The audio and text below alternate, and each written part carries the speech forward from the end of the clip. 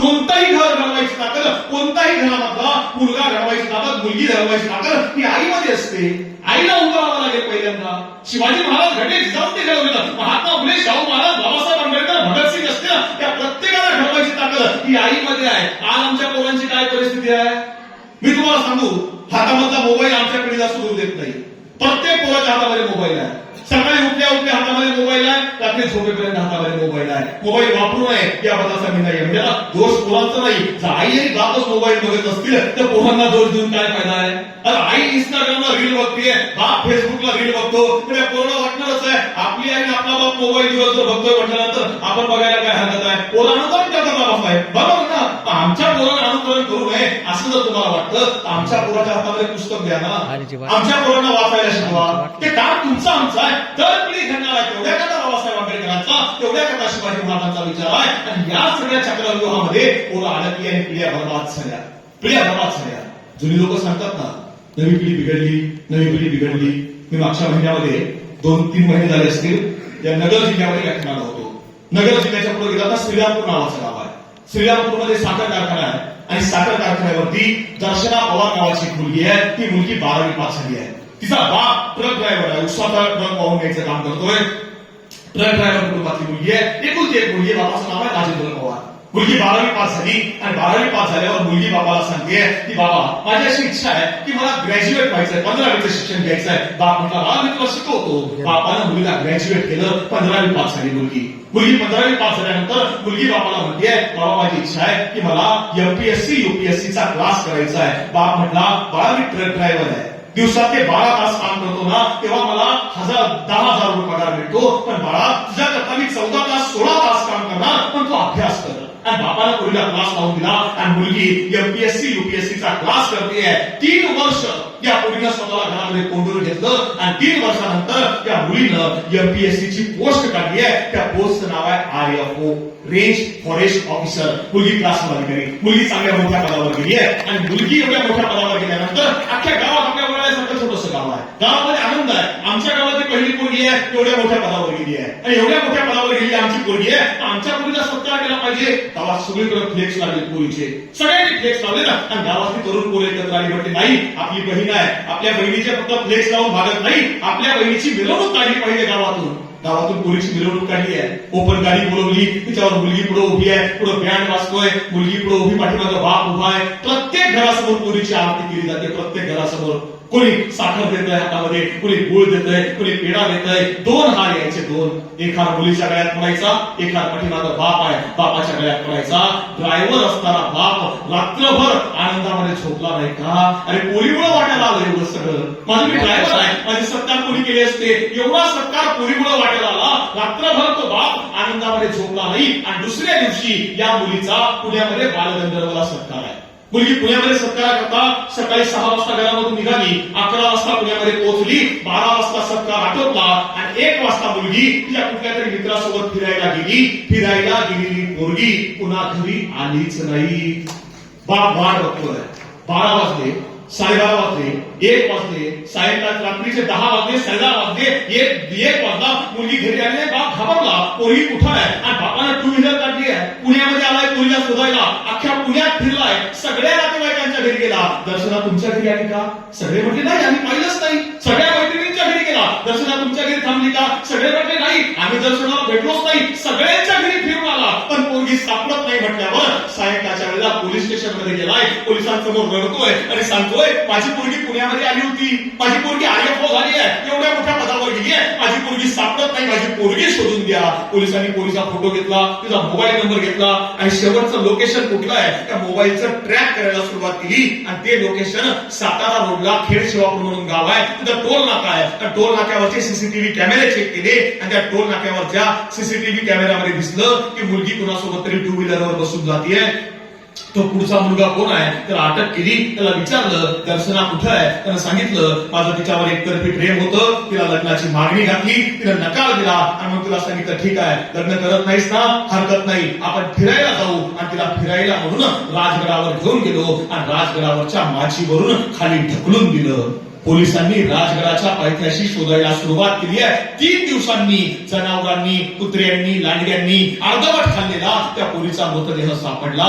तो मृतदेह त्या पुण्यामध्ये ससून हॉस्पिटलला आणला गेला. ससून हॉस्पिटलला त्या पोलीचं पोस्टमार्टम चालू आहे आणि पोस्टमार्टम डिपार्टमेंटच्या बाहेर बाकड्यावर तो बाप एकटाच बसलाय आणि भेटायला येणाऱ्या प्रत्येकाला फक्त एकच वाक्य सांगतोय की आता एक करा. माझी पोरगी आता पुन्हा येऊ शकत नाही ना, आता एक काम करा, ज्यावेळी माझ्या पोरीला जाळाल ना, तिला जळायकरता चिता बनवाल ना, त्यावेळी एक चिता नको 2 चिता बनवा का, कारण माझ्या पोरीसोबत मलाही जिवंत जाळून टाका, कारण आता माझी जगायची इच्छा नाही. प्रश्न असा आहे, दोष कुणाचा आहे? काय दोष आहे बापाचा? काय दोष आहे आईचा? चुकतंय कुठं? पण चुकतंय जर घरामध्ये ना, तर दुरुस्त घरामध्येच करावं लागेल ना. मग हे करायची जबाबदारी कोणाची आहे? ही जबाबदारी आईची आहे, ही जबाबदारी वडिलांची आहे. आम्ही जर हातामध्ये मोबाईल खेळत बसू तर आमचा मुलगा मोबाईलच खेळणार आहे. आम्ही मोबाईल बाजूला ठेवून हातामध्ये पुस्तक घेतलं तर पोरगा आपोआप पुस्तक वाचणार आहे. मग आम्ही काय करतोय यावर आमची पुढची पिढी अवलंबून आहे. त्यामुळे मला माहिती आहे तुम्ही शेतीत राबणारी माणसं आहेत, दिवसभर कामाला कष्ट, कांदा काळ, व्यापार, मार्केटमध्ये कामाला, अशा सगळ्या वेगळ्या क्षेत्रात काम करणारी माणसं आहे ना. पण माझी विनंती आहे की जसं तुम्ही जगलात तसं तुम्ही जगू नये. जर असं तुम्हाला वाटतं ना तर तुमच्या मुलांना वेगळं काहीतरी शिकवा. इथून घरी गेलात ना तर आपल्या पोराच्या काळजावर हात ठेवा, त्याच्या खांद्यावर हात ठेवा, त्याच्या पाठीवर हात ठेवा आणि त्याला सांगा, बाळा तुला IAS व्हायचंय, तुला IPS व्हायचंय, स्वप्न बघू दे ना मोठी, चांगल्या नोकरीवर जाऊ दे ना पोरांना. ते घडवायचं काम तुम्हाला करावं लागेल आणि ते घडवायचं असेल तर आपल्या पोरांना विश्वास द्या की तू करू शकतो. तुमच्या मुलाचं वय किती आहे ते महत्वाचं नाही. शिवाजी महाराजांनी 16व्या वर्षी सुरुवात केली आहे. 16व्या वर्षी म्हणजे आमच्या मुलाला भाषेत सांगायचं झालं तर 10वीचा मुलगा स्वराज्य स्थापन करायला सुरुवात केली. बाबासाहेब आंबेडकर अमेरिकेमध्ये डॉक्टरेट करून भारतामध्ये परत आले. वय काय बाबासाहेबांचं? 25 वर्ष. 25 वर्षामध्ये म्हणजे आमच्याकडं फर्स्ट इयर सेकंड इयरचा मुलगा त्या काळात बाबासाहेब तिथून कंप्लीट करून येत आहेत. आमची मुलं आजच्या काळामध्ये सहज करू शकतात. पण ते कराय करता आईचं काम करायचं आहे, आईनं शिकवायचं आहे, वडिलांनी शिकवायचं आहे आणि हे करत असताना चांगल्या विचारानं पोरं करवा. आणि म्हणून माझी तुम्हाला विनंती आहे, दुसरं काही नाही शिकवता आलं ना चालेल, आपल्या पोराला सांगा, बाळा महाराष्ट्रामध्ये 3 पायऱ्या आहेत, 3. या 3 पायऱ्या आमच्या पोराला समजल्या पाहिजे. पहिली पायरी कुठे आहे माहिती आहे? पहिली पायरी पंढरपुरामध्ये आहे. जर तुम्ही पंढरपूरला गेलात ना, जाऊन बघा. पंढरपूरमध्ये या पहिल्या पायरीचं दर्शन घेतल्याशिवाय आतमध्ये विठ्ठलाच्या दर्शनाला जाता येत नाही. पहिल्यांदा त्या पहिल्या पायरीवर डोकं ठेवायचं आणि आतमध्ये मग मध्ये जायचं. ती पहिली पायरी कोणाची माहितीये? ती पहिली पायरी नामदेव महाराजाची आहे. त्या पायरीचं दर्शन घेतल्याशिवाय विठ्ठलाच्या दर्शनाला जाता येत नाही. नामा म्हणे आम्ही पायरीचे चिरे, वरी संत हिरे पाय देती. ती पहिली पायरी नामदेव महाराजांची आहे. दुसरी पायरी कुठे आहे माहितीये? दुसरी पायरी रायगडावरती आहे. शिवाजी महाराजांचे इंजिनियर हिरोजी इंदलकर यांनी रायगड बांधला. शिवाजी महाराज रायगड बघायला आले. रायगड बघितला, अद्भुत आहे, असामान्य आहे, बलाढ्य आहे, एवढा मोठा किल्ला आहे. शिवाजी महाराजांनी रायगड बघितला आणि शिवाजी महाराज हिरोजीला सांगताय, हिरोजी इतका सुंदर किल्ला बांधलाय, काय बक्षीस पाहिजे तुम्हाला? तुम्हाला काय बक्षीस देऊ? आता मी विचार करतो जाधव साहेब, आत्ताचे हिरोजी असते तर काय म्हटले असते? आत्ताचे हिरोजी म्हटले असते, राजे 10 वर्ष काम चाललंय, लई मोठं टेंडर आहे, किमान 5% तरी द्यावं लागतंय बघा, सहज म्हटले असते. हिरोजी म्हटले असते, राजे एवढं मोठं काम केलंय, राजे काहीच करू नका, तुमच्या मंत्रिमंडळामध्ये आहे, कॅबिनेट मंत्री करा, सहज म्हटले असते. राजे एवढं मोठं काम आहे, महानगरपालिका लागल्यानं AB फॉर्म आमच्या ताब्यात द्या, म्हटले असते ना. नाही म्हटले हिरोजी. हिरोजी काय म्हटले माहितीये? राजे काहीतरी देतायत ना, मग एक काम करा. म्हटले काय? या रायगडावर जगदीश्वराचं म्हणजे महादेवाचं मंदिर आम्ही बांधलंय. त्या मंदिराच्या समोर 3 पायऱ्या आहेत, त्यापैकी फक्त एका पायरीवर आमचं नाव कोरायची अनुमती आम्हाला द्या. राजे म्हटले, हिरोजी दिलं, पण हे काय मागणं आहे? पालखीचा मान मागा, सोनं मागा, हिरे मागा, जर्दवाई मागा, जहागीर मागा, वतन मागा, हे काय मागितलं? पायरीवर नाव कोरायची अनुमती. हिरोजी म्हटले, राजे दुसरं काहीच नको, फक्त पायरीवर नाव करायचंय. हिरोजी राजे म्हटले, दिलं, पण असं का तेवढं समजून सांगा. आणि त्यावेळी हिरोजी सांगतायत की राजे ज्या ज्या वेळी तुम्ही रायगडावर याल त्या त्यावेळी जगदीश्वराच्या दर्शनाला जाल आणि ज्या ज्या वेळी जगदीश्वराच्या दर्शनाला जाल त्या त्यावेळी तुमची पावलं त्या पायरीवर पडतील आणि ज्या ज्या वेळी तुमची पावलं त्या पायरीवर पडतील त्या त्यावेळी तुमच्या पावलाची पायधूळ त्या पायरीवर म्हणजे माझ्या नावावर पडत राहील. राजे तेवढं भाग्य फक्त माझ्या पदरात टाका. ती दुसरी पायरी आहे, ती दुसरी पायरी निष्ठेची आहे. आणि तिसरी पायरी कुठे आहे माहिती आहे? तिसरी पायरी तुमच्या आमच्या घरामध्ये, प्रत्येकाच्या घरामध्ये आपल्या आईच्या आणि बापाच्या चरणाची आहे. ज्यानं आपल्या आईचा आणि बापाचा हात धरून ठेवला त्याला जगात दुसऱ्याचे पाय धरायची वेळ कधी येत नाही. हे आमच्या पोरांना समजावून सांगा. आई महत्वाची आहे, बाप महत्वाचा आहे. आमच्या पिढीला समजलं पाहिजे. महात्मा फुलेंनी काम उभं केलं, आई वडिलांकरताय. शिवाजी महाराजांनी स्वराज्य उभं केलं, आई वडिलांकरताय. बाबासाहेब आंबेडकरांनी जगात नाव सर्वोत्तम गाजवून दाखवलं. त्यांच्या आई आणि वडिलांचं स्वप्न आहे, त्यांच्या आई वडिलांकरता त्यांनी केलंय. आम्ही आमच्या आई वडिलांकरता काय करतो? आम्ही आमच्या आई वडिलांकरता काय करतो? आम्हाला समजावून सांगावं लागेल. तुम्हाला उदाहरण सांगतो. मला माहिती आहे तुम्हालाही भूका लागल्या असतील, पण अगदी 5 मिनिटं तुमचे घेतो. आता येताना नांदेड जिल्ह्यामधून पुढे आलं, औसा लातूर लागलं. लातूरमध्ये औसा नावाचा तालुका आहे. औसामध्ये नवरा बायको दोन्ही डॉक्टर आहेत. दोघांना 2 मुलं झाली आणि त्यांनी ठरवलं की नाही, म्हटले आपल्याला 2 पोरं झालीत ना, मग बस आपल्या पोरांना भारतात शिकवायचं नाही. म्हटले मग आपल्या पोरांना अमेरिकेत पाठवायचं. का? भाऊबंदकीला दिसलं पाहिजे. आणि आजकाल भाऊबंदकीला दाखवायला लोक काही करतील. म्हणजे त्यांनी दोरी घेतली ना, आपण सरी घेतली. भाऊबंदकीला दिसलं पाहिजे आणि ठरवलं नवरा बायकोनं भाऊबंदकीला दाखवायचं ना, पोरं अमेरिकेत शिकायला पाठवायची. दोनही पोरं अमेरिकेत शिकायला पाठवून दिली. पोरं अमेरिकेत शिकतायत. वर्षामागून वर्ष चालली तर पोरांचं अमेरिकेमधलं शिक्षण संपलं. पोरांनी अमेरिकेमध्ये नोकऱ्या करायला सुरुवात केली आहे. पोरं अमेरिकेत नोकऱ्या करतायत. आई बाप रोज घरी आले का फोन करतात. आई फोन करते, बाळांनो या रे, खूप वर्ष झाले तुम्हाला बघितलं नाही, खूप दिवस झाले बाळांनो या रे. एकही पोरगा भारतात परत यायला तयार नाही. बाप रोज घरी आला का मोबाईल घेऊन बसतो, पोरांना फोन लावतो आणि सांगतो बाळांनो या रे. नातेवाईक हसतात. भावंकी विचारते तुमची पोरं कुठे आहेत, मित्र विचारतात पोरं कुठे आहेत, तुमच्याशिवाय कोण नाही रे आम्हाला, या रे बाळांनो आमच्या जवळ या. एकही पोरगा भारतात परत यायला तयार नाही. पोरांनी तिकडच लग्न करून घेतली, संसार करायला सुरुवात केली आणि आई बाप रोज वाट बघतायत. पण एकही पोरगा येत नाही म्हटल्यावर एके दिवशी त्या आईला हृदयविकाराचा धक्का बसला आणि त्या धक्क्यामध्ये त्या आईचं निधन झालं. आणि बापाने पोरांना फोन करून कळवलं, बाळांनो तुम्हाला जन्म देणारी, तुम्हाला 9 महिने पोटात ठेवणारी, 3 वर्ष अंगावर दूध पाजणारी तुमची आई तुम्हाला सोडून गेली आहे. तिचं अंतिम दर्शन घ्यायला तरी या. पण एकही पोरगा भारतात यायला तयार नाही. तब्बल 3 दिवस त्या माऊलीचं प्रेत घरामध्ये तसंच पडून आहे. आणि 3ऱ्या दिवशी नाहीला झालं. गावातली लोक म्हटली, बाबा आता वास यायला लागला, पोरं काही येत नाहीत, अंत्यसंस्कार करून घ्या. 3 दिवसानंतर त्या माऊलीवर अंत्यसंस्कार गावाला करून घेतले. पण बाप वाट बघतो, येतील रे माझी पोरं येतील. आणि 4 दिवस झाले, 8 दिवस झाले, 10 दिवस झाले, 10वं झालं तर एकही पोरगा घरी यायला तयार नाही. आणि 11व्या दिवशी धाकटा पोरगा दरवाजामध्ये उभा आहे. आणि बापाला वाटतं आलीत रे माझी पोरं आली. तर बाप धावत धावत गेला, त्या पोरला मिठीत घेतलं. ढसा रडतोय बाप आणि सांगतोय, अरे तुम्हाला जगवणारी, तुम्हाला वाढवणारी, तुम्हाला वाचवणारी, तुम्हाला 9 महिने पोटात ठेवून 3 वर्ष अंगावर दूध पाजणारी तुमची आई तुम्हाला सोडून गेली आहे. तिचं अंतिम दर्शन घ्यायला तुम्ही आला नाहीत रे, तुम्ही यायला पाहिजे होतं. बाप ढसा रडतोय आणि रडता रडता बापाच्या लक्षात आलं की आपला धाकटाच पोरगा दिसतोय, मोठा पोरगा कुठं आहे, मोठा पोरगा कुठं आहे. आणि बापानं धाकट्याला घाबरत विचारलं, एकटा आलायस, दादा कुठं आहे, मोठा भाऊ कुठं आहे, त्याला का नाही आणलं. तसं धाकट्याला सांगितलं, बाबा मी दादाकडे गेलो होतो, दादाला सांगितलं दादा चल आपली आई गेली म्हणून. पण दादा म्हटला, अरे आता आई गेली ना, मग तू जाऊ नये, ज्यावेळी बाबा जातील ना त्यावेळी मी जाऊ नये. का होतं? वाईट वाटतं मला, अशी पोरं जन्माला येऊच नाही असं वाटतं. दोष कुणाचा आहे?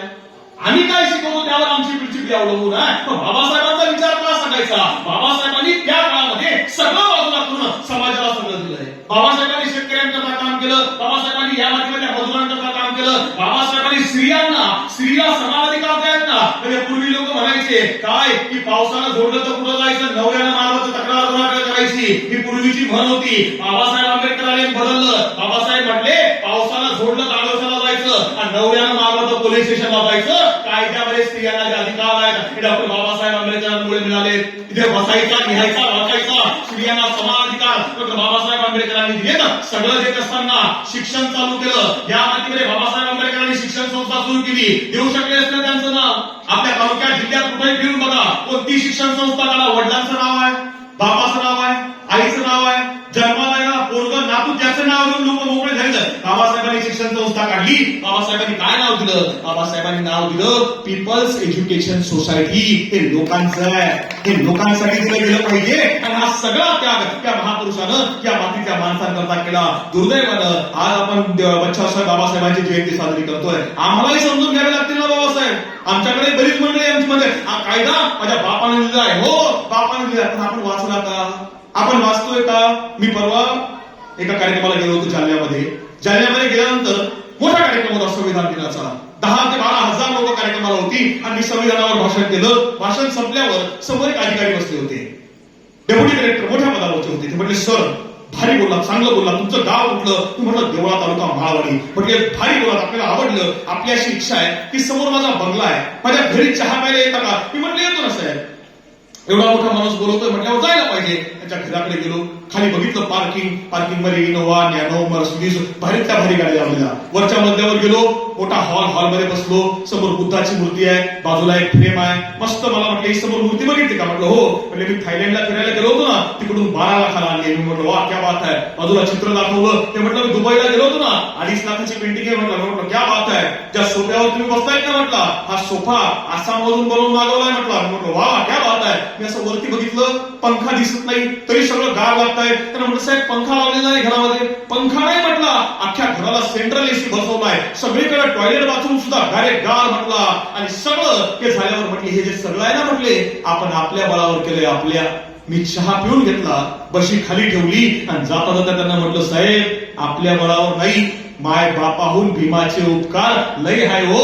आपण खातो त्या भाकरीवर बाबासाहेबांची सही आहे हो. हे जे आहे ना ते डॉक्टर बाबासाहेब आंबेडकरांमुळे मिळालंय. आणि आम्हाला आमच्या पोरांना समजावून सांगायचंय की नाही काही करता आलं ना चालेल, बाबासाहेब जातीचे नाहीत, बाबासाहेब पुण्या धर्माचे नाहीत, बाबासाहेब समस्त मानव जातीचे आहेत. आणि बाबासाहेबांचा विचार दुसरं काहीच घेऊ नका. बाबासाहेब आंबेडकर दिवसामध्ये 18 तास अभ्यास करत होते, आपल्या पोराला 8 तास तरी बसवा. डॉक्टर बाबासाहेब आंबेडकरांना त्या काळामध्ये 10 भाषा येत आहेत, 10 मी मोजून सांगू शकतो. आता जाऊन बघा, लोकमतचा टीव्हीवर कार्यक्रम होता, त्या कार्यक्रमामध्ये मी व्हिडिओ पाठवलाय. बाबासाहेब आंबेडकरांना किती भाषा येत आहेत? बाबासाहेब आंबेडकरांना 10 भाषा येत आहेत, 10. त्या काळामध्ये मराठी येते, हिंदी येते, इंग्रजी बाबासाहेबांना येते, बाबासाहेबांनी एम.ए. जर्मन मध्ये केलंय, बाबासाहेबांना फ्रेंच येते. बाबासाहेब आंबेडकर हिंदू धर्मग्रंथांचा अभ्यास केला, संस्कृतचा अभ्यास केलाय, बाबासाहेबांनी पालीचा अभ्यास केलाय. गुजरातमध्ये असताना बाबासाहेब गुजराती बडोद्यामध्ये शिकलेलं, पारसी तिथं असताना शिकलेलं. बाबासाहेब आंबेडकरांनी उर्दूचा अभ्यास केलाय, 10 भाषांचं ज्ञान आहे, लिहिता येणं, वाचता येणं, बोलता येणं. आमचं पूर्व किती भाषा बोलतो, आम्ही किती भाषा बोलतो हे आमच्या पिढीला शिकवा. आणि त्याकरता हा विचार आहे, नाहीतर आम्ही तरी काय यायचं. काल बुलढाण्यामध्ये, आज तुमच्याकडे, उद्या इथून पुढे दुसऱ्या गावाला कार्यक्रमाला तुम्ही म्हणाल आम्ही काहीतरी बांधन देऊ, त्यावर माझं घर चालेल, अजिबात नाही. माझ्या भावांनो बहिणींनो, मी पुण्यामध्ये नामवंत कॉलेजला प्राध्यापक आहे, स्टेट गव्हर्नमेंटला सिलेबस कमिटीला सदस्य आहे. मी जरी ग्रामीण भागातला शेतकरी कुटुंबातला, मजूर कुटुंबामधला मुलगा असलो तरी इथं अनेक आमचे दादा या ठिकाणी बसलेत, आमची आजी या ठिकाणी बसली आहे. त्यांनी आमचा संघर्ष सगळा बघितलाय. वराळे गाव माझं आहे, एका इथं सगळे माझ्या कुटुंबातलीच माणसं आहेत, काय बाहेरचे लोक नाहीत. त्यांना माहिती आहे की माझे वडील देवळ्याच्या बाजारामध्ये भाजीपाला विकायचं काम करायचे. मी 6वी पासून भाजीपाला विकून शिक्षण पूर्ण केलंय. पण इथंपर्यंत येताना जिद्द एकच आहे की आपल्या आईने बापाने कष्ट केलेत ना, आपल्या आई बापाच्या कष्टाचं चीज झालं पाहिजे. तुम्ही एक करा, तुमच्या पोराला सांगा मला तुझ्याकरता मी कष्ट करतोय ना, मला तुझ्याकरता मी राहतोय ना, तुला नाही काही करता आलं ना, फक्त डोळ्यासमोर आई आणि बाप असले पाहिजेत. आणि म्हणून मी तुम्हाला सांगतो, तुम्हाला मुलगा असेल ना, घरी जाताना त्याला सांगा की आपल्या गावामध्ये आमचे देवमनदादा बच्चा असतील किंवा इतर सगळे गावातले सरपंच असतील, गोरखदादा गोसावी असतील, अशी सगळी माणसं या कार्यक्रमाला आली होती. आमचे आबासाहेब खैरनार इथं आहेत, जाधव साहेब इथं आहेत, अनेक लोक या कार्यक्रमाला होती. आणि त्या काळामध्ये डॉक्टर बाबासाहेब आंबेडकरांची जयंती साजरी केली. आणि छत्रपती शिवाजी महाराजांचं स्वराज्य, तर बाबासाहेबांचा समतेचा विचार, हा विचार त्या ठिकाणी मांडला गेला. आणि त्या ठिकाणी बाळा मी जे ऐकलं, मी तुला बाळा तेवढंच सांगते, आपल्या पोराला सांगा बाळा, आयुष्यात दुसरा कुठला पुरस्कार तुला नाही कमवता आला ना चालेल, पण बाळा जगातला सगळ्यात मोठा पुरस्कार मिळवायचा आहे. जगातला सगळ्यात मोठा पुरस्कार कोणता आहे? नोबेल पुरस्कार अजिबात नाही आहे, मॅगसेस पुरस्कार कधीच नव्हता, ऑस्कर किरकोळ आहे, भारतरत्न अजिबात नाही, पद्मश्री, पद्मविभूषण, महाराष्ट्र भूषण कुठलाच नाही. जगातला सगळ्यात मोठा पुरस्कार एकच आहे, की जगातला सगळ्यात मोठा पुरस्कार एकच आहे. कुठला माहिती आहे? जगातला सगळ्यात मोठा पुरस्कार हा आहे की ज्यावेळी आमचं पोरग बक्षीस मिळवतं, ज्यावेळी आमचं पोरग यश मिळवतं, ज्यावेळी आमचं पोरग पहिल्या क्रमांकानं पास होतं, नोकरीला लागतं, घरी धावत येतं, आईच्या पाया पडतं, बापाच्या पाया पडतं आणि आईला सांगतं, आई मी वर्गात पहिला आलो, बाबा मला बक्षीस मिळालं, आई मी नोकरीला लागलो, बाबा हा माझा पहिला पगार आहे. आणि त्यावेळी त्या आईच्या आणि बापाच्या डोळ्यामधून जो आनंदाचा अश्रू ओघळतो ना, तो जगातला सगळ्यात मोठा पुरस्कार आहे, सगळ्यात मोठा. तुमच्या पोरांना मिळवायला हवा. ही शेतीतली काम करणारी माणसं आहे. आमचे विष्णू, तुषार, शिरसाट आमचे मित्र या ठिकाणी कार्यक्रमाला आले का? कारण शेतकऱ्याची लेकरं आहेत आपण. आणि म्हणून मी तुम्हाला सांगितलं की हे आपल्या मुलाला शिकवा. आणि जर तुम्हाला मुलगी असेल ना, मुलगी, अनेक माझ्या भगिनी या ठिकाणी दिसत आहेत, एक गोष्ट लक्षात ठेवा, मुलगी कुणाच्याही पोटी जन्माला येत नाही. मुलगी जन्माला यायला आई आणि बाप भाग्यवान असावे लागतात. भाग्यवान आई बापाच्याच पोटी मुलगी पोटी जन्म घेते, कुणाच्याही पोटी जन्म घेत नाही. जर तुम्हाला मुलगी असेल ना तर आपल्या मुलीला शिकवा, पण आपल्या मुलीला एक गोष्ट जास्तीची शिकवा. तिला सांगा, बाळा आम्ही व्याख्यान ऐकलं आणि मी एक गोष्ट शिकलोय की बाळा तुला आयुष्यात दुसरं काही नाही कमवता आलं ना चालेल, पण बाळा जगातली सगळ्यात मोठी संपत्ती कमवायची आहे. जगातली सगळ्यात मोठी संपत्ती काय माहिती आहे? बाळांनो, आपला बाप गरीब असताना चालेल, आपला बाप शेती करून आपल्याला शिकवत असताना चालेल, आपली आई शेतामध्ये मजुरी करून काबाड कष्ट करून आपल्याला शिकवत असते ना चालेल, भाजीला तेल कमी आहे म्हणून अर्ध्या पळी भाजीमध्ये आपली आई स्वयंपाक करत असते ना चालेल, आपला बाप फाटलेलं बनियन शिवून वापरत असताना तरी चालेल, फक्त आपल्या वागणुकीमुळं आपली आई आणि आपला बाप यांची मान समाजात खाली झुकणार नाही याचा विचार करणं म्हणजे जगातली सगळ्यात मोठी संपत्ती कमवणं आहे आणि ती आपण कमवली पाहिजे. त्याकरता ही जयंती आहे, तेवढ्याकरता बाबासाहेब आंबेडकरांची जयंती आहे, तेवढ्याकरता शिवाजी महाराजांचा विचार आहे. तर मी मगाशी म्हटलो ना, आम्ही तरी काय इथपर्यंत यायचं? तुम्ही पैसे द्या त्यावर कुटुंब नाही. आम्ही मागच्या 14 वर्षापासून राज्यात ज्या मुलांना आई आणि वडील नाहीत ती आई वडील नसणारी अनाथ मुलं सांभाळतोय. आज रोजी माझ्याकडं आई वडील नसणारी 128 अनाथ पोरं ही शिक्षणाकरता दत्तक आहेत. 128 पोरांचं शिक्षण हे आमच्या संस्थेच्या माध्यमातून चाललंय. दत्तक घेतलेल्या 5 मुलींची लग्न झाली आहेत. मला 2 नातू सुद्धा आहेत. मागच्या 14 वर्षामध्ये त्या मुलांचं केलेलं काम आहे. पोरं कोणाची आहेत? ही पोरं कोणाची आहेत? तुम्हाला उदाहरण सांगतो, म्हणजे समजेल. हे पलीकडे आपलं लोणेर आहे, माहिती आहे तुम्हाला. लोणेर मधली एक मुलगी जे मध्य प्रदेशामधून इथं आले आवरून, त्या तिथली एक मुलगी औरंगाबादला म्हणजे संभाजीनगरला दिली आहे. नवरा आनंदामध्ये सगळं चालू आहे. नवरा बायको, एक मुलगा झाला, मुलाचं नाव ठेवलं लंकेश. मुलगी झाली, मुलीचं नाव ठेवलं त्रिशा. मुलगा 5 वर्ष वयाचा झाला, मुलगी 3 वर्ष वयाची झाली. नवरा बजाजनगर छत्रपती संभाजीनगरला MIDC आहे बजाजनगर, तिथं MIDC मध्ये कामाला आहे आणि भाड्याने बंगला घेतलाय त्या सिल्लोड रोडला.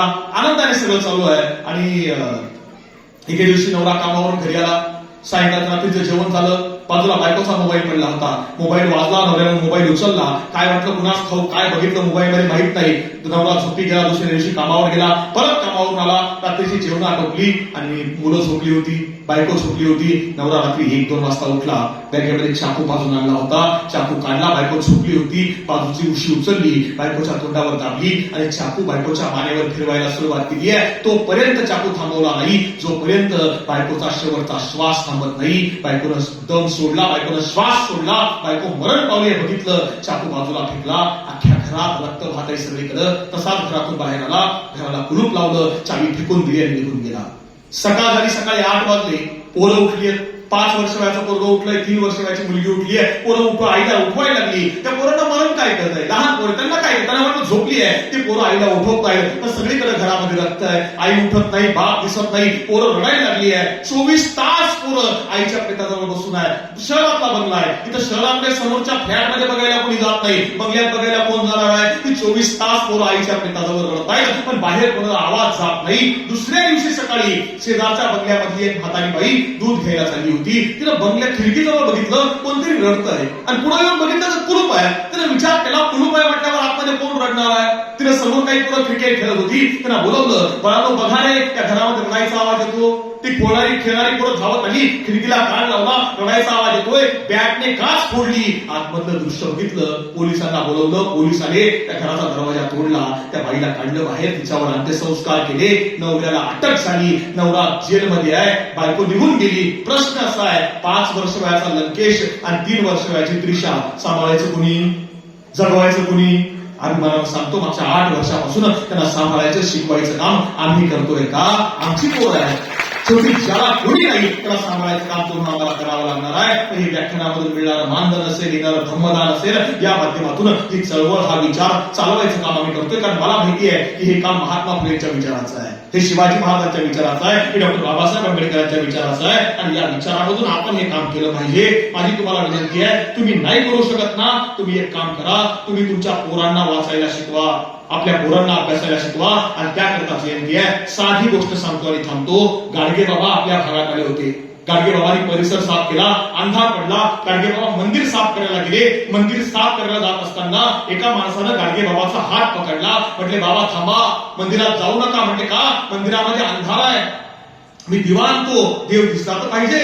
गाडगे बाबा म्हटले, अरे बाबा जर देव बघाले जर दिवा लागते तर देव मोठा का दिवा मोठा रे. हा माणूस म्हटला, बाबा तर तुम्हाला जर एवढं सगळं माहिती आहे तर म्हटले, बाबा मला एक सांगा. म्हटले, काय? मला आयुष्यामध्ये काहीतरी व्हायचंय, मी काय हवं? गाडगे बाबा म्हटले, आयुष्यात काहीतरी व्हायचंय ना, अरे मग कलेक्टर हो. तो माणूस म्हटला, बाबा आता कलेक्टर होता येत नाही, आता काय व्हावं? आता वय राहिलं नाही, आता काय व्हावं? ते गाडगे बाबा सांगतायत, आयुष्यात काहीतरी व्हायचंय, वय राहिलं नाही, कलेक्टर होता येत नाही, आणि मग एक काम कर, कमीत कमी कलेक्टरचा बाप हो. आम्हाला ते व्हावं लागेल. आम्हाला नाही करता आलं, आपल्या पोरांना करा. व्हॉट्सअपला स्टेटस ठेवून मोठं होता येत नाही. स्टेटस ठेवायचं असेल तर स्टेटस आपल्या आईबापाचं मोठं करा, तर पोरं मोठं होतील. आणि स्टेटस म्हणजे काय असतं हे अगदी एका मिनिटात तुम्हाला सांगतो. स्टेटसचा अर्थ असा आहे की ज्या विद्यापीठामध्ये डॉक्टर बाबासाहेब आंबेडकर शिकायला होते त्या विद्यापीठाच्या गेटवर डॉक्टर बाबासाहेब आंबेडकरांचा पुतळा लागणं, आणि त्या पुतळ्याच्या उद्घाटनाला तिथल्या राष्ट्रपतींनी यावं, आणि त्या अमेरिकेच्या राष्ट्रपतींनी सांगावं की मी इथपर्यंत जे आलो डॉक्टर बाबासाहेब आंबेडकरांच्या विचारामुळे आलो. त्याला स्टेटस असं म्हणतात. डॉक्टर बाबासाहेब आंबेडकर भारतातले एकमेव असे विद्यार्थी आहेत की ज्या विद्यार्थ्याला आपण बाटले जाऊ म्हणून विद्यार्थ्यांना सगळ्या मुलांसोबत बसवलं जात नव्हतं. या विद्यार्थ्याला शाळेच्या बाहेर म्हणजे दरवाजाच्या बाहेर बसवलं जायचं. ज्या मुलाला दरवाजाच्या बाहेर बसवलं जायचं त्या मुलानं ज्या दिवशी शाळेत पाय ठेवला ना ती तारीख जागतिक विद्यार्थी दिवस म्हणून साजरी केली जाणं, त्याला स्टेटस असं म्हणतात. ज्या बाबासाहेबांचा पुतळा, ज्या बाबासाहेबांना शाळेत बसू दिलं जात नव्हतं त्या बाबासाहेबांचा फोटो देशातल्या प्रत्येक शाळेत लागणं आणि प्रत्येक पुस्तकामध्ये त्यांचा इतिहास शिकवला जाणं, त्याला स्टेटस म्हणतात.